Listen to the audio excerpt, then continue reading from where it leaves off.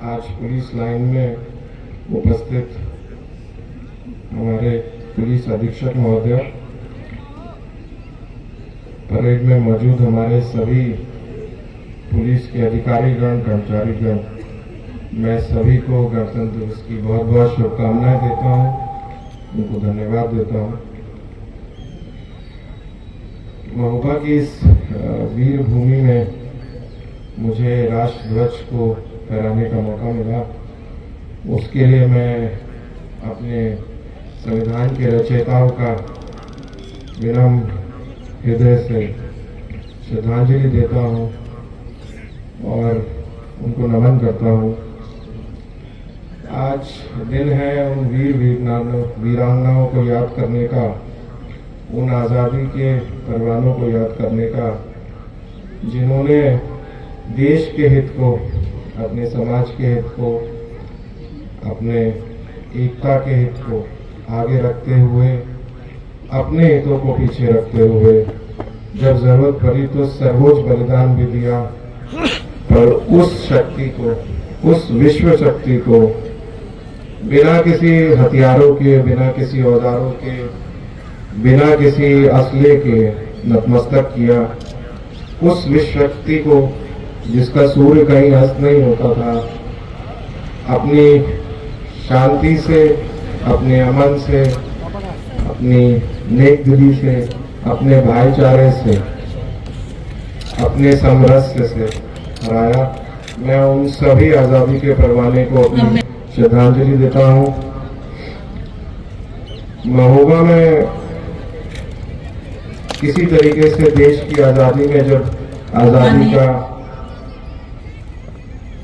जब हमारा आज़ादी का स्ट्रगल चल रहा था तब महोबा के जो हमारे नागरिकगण थे उन्होंने भी इसमें बढ़ चढ़ कर हिस्सा दिया।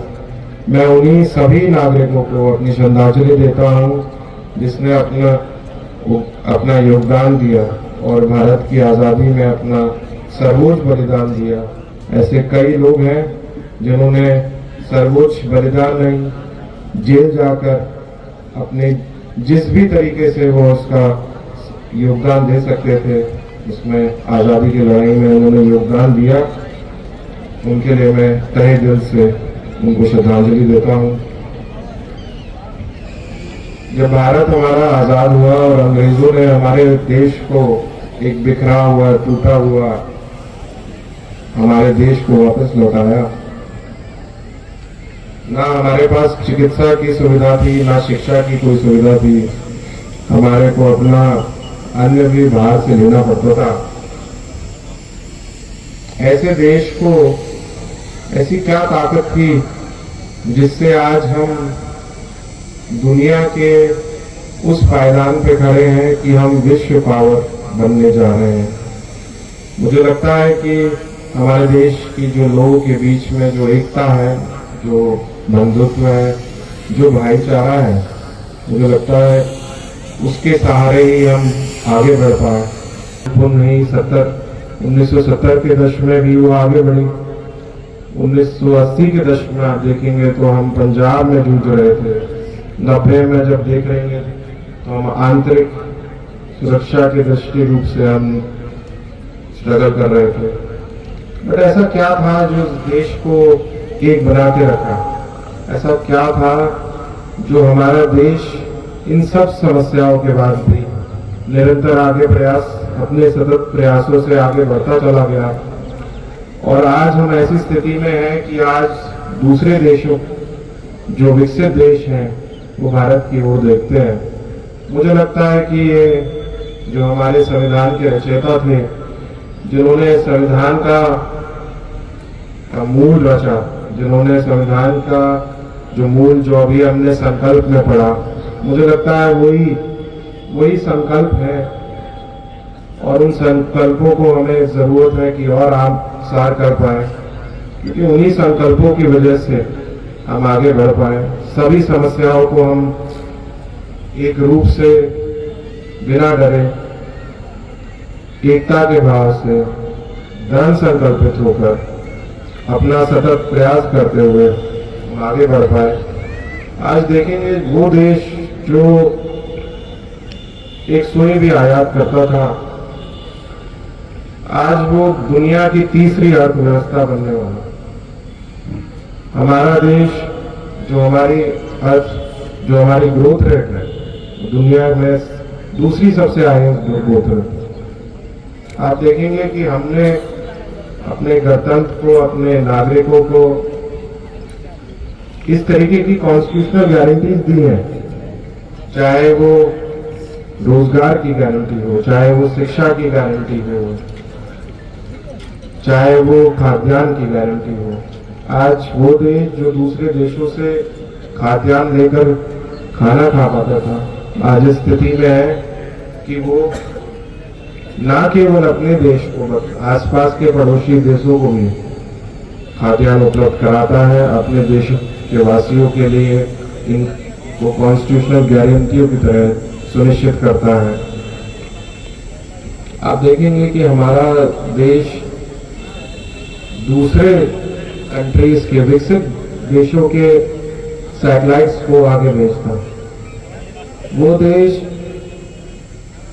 जो जब आजादी के टाइम पर शिक्षा का अभाव था, आज हम चंद्रमा पे पहुंच गए हैं, हमने चंद्रमा पर अपनी उपस्थिति मौजूद कराई है।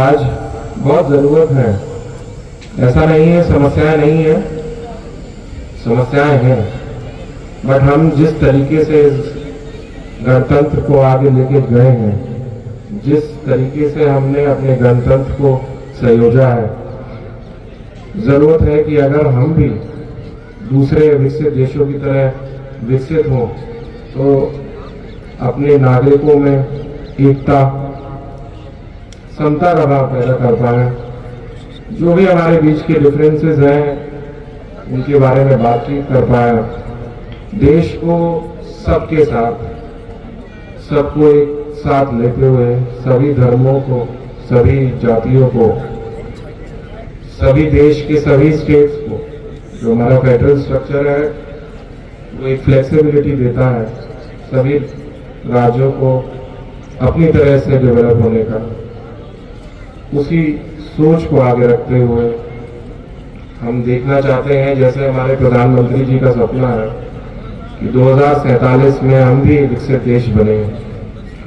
इसी संकल्प के साथ मैं आज सभी को गणतंत्र दिवस की बहुत बहुत शुभकामनाएं देता हूं। और मैं चाहूंगा कि हमारे यहाँ पर जो भी हमारे नागरिक हैं, चाहे हमारे किसी भी वर्ग से आए हों, किसी भी जाति से आए हों, तो देश के इस दिवस को पूरे हर्षोल्लास से मनाएं, एकता का भाव आगे रखते हुए गणतंत्र को आगे ले जाने का कृत्य करें।